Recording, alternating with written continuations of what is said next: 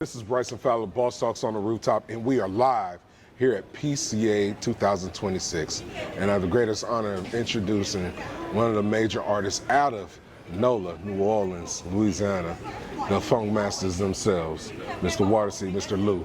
How you doing, baby? What's happening? What's happening, man? What's happening? What's happening? You good? I'm you good, baby. I'm man, good. I'm gonna clip this on because we get it together. Yeah, man. Hey, Yeah, man, you said New Orleans, right, bro? You didn't go New Orleans. You didn't go New Orleans. Well, you said New Orleans. Yeah, I got family out here, Oh, so that's what's up. they Nolans, I love New it. Orleans. I love it. You know what I mean? Yeah. So y'all got that draw on it too. So I gotta pay homage. You right? gotta do all that. You gotta You know do what all I'm saying? that. So, and then I ain't had no food out here yet. So, yeah, that's How long to you do. been here? I just got here this morning. Oh man, you running behind. Yeah, I'm running all the way. You supposed to behind. get something in the airport, bro. Like grab something while you walking. Man, nah, that high price food in the airport. You right. know how they You right. do. You You right. know what I'm saying? I was looking at Cafe Du Monde, and I'm like, I'll wait till I go to French Quarter. Yeah. No, French Quarter, Yeah, they're gonna charge you. They're gonna charge you that airport tax. Yeah. So no, Cafe Du Monde, the authentic, is where you need to go. Right. I like that. So, brother, you guys just released your new album. You got a single called Too Hot that's doing numbers. Yeah. Tell us about it. So Too Hot is crazy, man. Too Hot is a song we put together.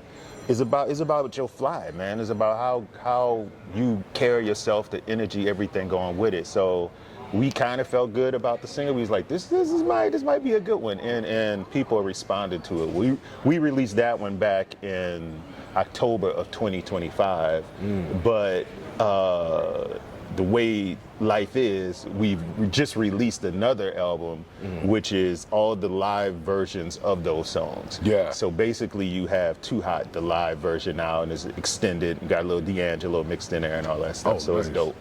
Man, I saw the lives, and I listened to the album, and I was like, okay. But then I'm watching the lives. I'm a big YouTube guy, so I'm watching Right. the lives, and I'm like, oh, y'all play. Yeah. We play, man. Oh, y'all we from play. New Orleans. Yeah. We got to Y'all play. get down. Yeah. Yeah, so I'm like, okay. So when we come out to see the show, y'all really performing. Oh yeah, man. It's a whole thing. Dance moves, flips, backflips, all that stuff. Solos. Nah, we go in, man. It's a New Orleans tradition. I mean, you gotta be a performer. That's just all to it. New Orleans is the best place to learn how to perform and how to perfect your craft. So us being from New Orleans, it's like you carry that as a badge of honor. No matter where you go, you have to. It's a prerequisite. You have to put on good shows. It's just the way it is. Right. Yeah. And like y'all hold true to form. Oh yeah, Right. man. So, what was the inspiration to go funk over any other genre that you got? Well, man, we call it future funk, and the reason is because a lot of people think of funk, they only think of like the 70s P-funk and all the rest of that stuff. Yeah, George Clinton. And those are the vibes. Bootsy. But when you talking to people, there's been a lot of funky music that's happened. There's a lot of funk that has happened. So you could look into what Pharrell has done, what Bruno Mars has, all got the elements of funk. So for us, we don't, we had to call it something. So we called it future funk. But man, for us, it's just us giving our sauce. It's us doing what we do. And, it makes you want to move, makes you want to dance, but it's also got a consciousness to it as well. So it rolls in that kind of way, I could dig it. And watching your journey, bro.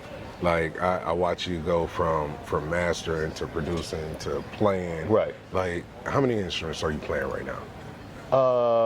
My first instrument is percussion, so all things percussion, and then I play around with a decent pianist, good enough to write. And then about 2-3 years ago, I started taking vocals serious. So I started really, previous albums I've been, on the drums and just writing, but now it's like up front doing a whole new thing. So it's a whole new vibe for me, Right. But I'm loving it, man. So that's about it. And all the other things just come, as it comes, I can dig it.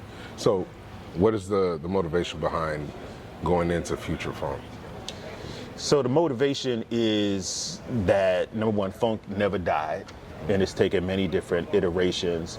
And we think that it's like, what if you could take a Parliament, you could take, since we're in New Orleans, you could take a Neville's, you could take all of the greats that started funk, what would that sound like if it was filtered through hip hop, neo soul, grunge rock, pop, and modern stuff, and what would that sound like on the other side? Right. And so, in our experience, you know, of course, we've listened and we loved all the funk classics, but we have all these other generations of music that we also love. So when we mix it all together, for us, we're hearing a little bit of all of those things kind of coming together. So it's not just a funk thing, like where it's like, you know, hard bass lines and drum beats, though it has that. Right. It's like it still has, it's gonna have your hip hop elements, your rock elements, all the other things that come in.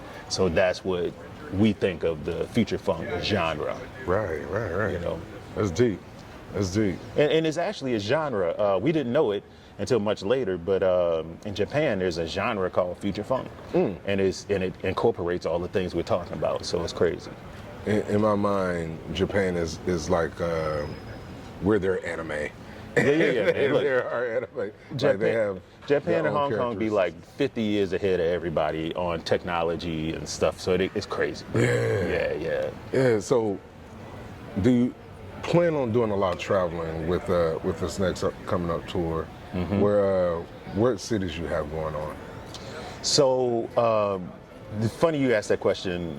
With the future funk movement, a few years ago, if you've been following us on IG and all the rest of those places, we released a comic book, I want to say 3 years ago now, called Journey to Funk Star. And it's this whole mythology about this spatial, this community that's outer space, that's funky, that does all this stuff. You have to get the comic book to read it. Right. But with that, we released it. It did really well. A lot of people bought it. It got a lot of love. And we were approached by a tech company. It's like, hey, what do y'all want to do? We said, man, well, we want to bring our comic book to life. So that started a 2.5-year process of us creating an immersive concert. Wow. So what we're doing now is we're just starting to kick off touring that immersive concert. So you walk into our universe. There are comic books in the corner, video games, this, that, people in cosplay, the whole nine. So you're engaged in some VR stuff. Then you go into the main room. It's a large projection mapping or LED wall set up, and we hit the downbeat and the story starts. So it's like we call it a future funk opera. Wow. It's like that's what happens. So our first tour date with that one is Juneteenth. Ironically, in Springfield, Massachusetts, of all places, but Springfield, Massachusetts. Look, they called and we said yes, and they have the facility to do it. Right. But we're looking at Atlanta called, Minneapolis is good. We're looking at St. Louis, the Bay Area, so we're going to tour that across the country and around the world. See, what I'm hearing is like you guys. You're in a different genre space, but like you kind of remind me of the Gorillas. Yeah. A lot Right. of people do comparison, especially Yeah. with the immersive thing. Yeah. Yeah, with the full immersive thing, like you don't see who the Gorillas are until like Right. you go to the live concert. Then you're like, oh, Yep. okay, cool. But like you guys have kind of did it reverse, where like we see you, and then now you've created this whole universe to where we can be immersed in like our creativity and explore your creative mind. Well, we call ourselves Waterseed, the Future Funk Stars, and that's not about us being stars in the future. That's literally, and we'll try to make the story short, but we had a 3-month residency in, of all places, Russia. So we were in Russia for 3 months. Damn. And we would sit down and like have these meetings about what we wanted to do. I came up with the term, I don't want to call us rock stars, we funk stars. But then our keyboardist, Gentleman Sharp, came up with a whole concept, like we call it the future funk stars, and we're superheroes. And that was kind of the birth of all the things you're seeing now. So we have always pushed in that direction, and the journey to Funk Star is actually, the concept in the comic books is a prequel to a comic book we wrote over 10 years ago, which introduces us Right. as the heroes. So what we did was, this is like the prequel to it, so this will be part 1, and then we'll move into phase 2, where we're actually become the characters and stuff like that. 10 years in the making, bro. That's crazy. You know, the thing was, man, we had the concept and we worked on it, and just people were not receiving it. It's like we did other things. Too far ahead of your time. That's what people say, but it was, but people were trying to get the support from. Nobody was like, oh, this crazy. Nah, just do the music. So we had to pivot, and we pivoted and toured a lot. We charted 2 albums on Billboard. We did a lot of stuff, and something about COVID put people in a space where now they were open to concepts that would like really expand what we were doing, and we saw the opportunity when we released that comic book. We was like, we know what we're doing, right? And we just running with it, and ever since then we've been gone. Well, the door been open, now you're ready to walk through it. That's right. Preparation, baby. We was prepared. Yes, sir. Let's go. So, brother, how can we find you? How can we download your music? How can we support? Download the music is important. If you want to download the music and really support us, go to Bandcamp. Get Bandcamp, type in Waterseed. You can find us on IG at Waterseed Music, YouTube Waterseed Music, Facebook Waterseed Music, and all your streaming platforms.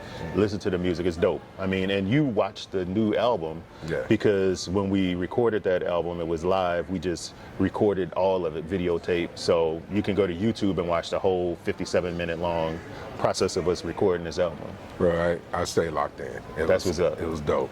So that's why I was like, man, I gotta reach out to you. I'm glad we made it work, bro. Yeah, man, I appreciate you. Welcome to New Orleans, baby. Yes, sir. Thank you, brother. Most def, man. Appreciate it. Hey, guys, this is Bryce Fowler, Boss Talks on the Rooftop.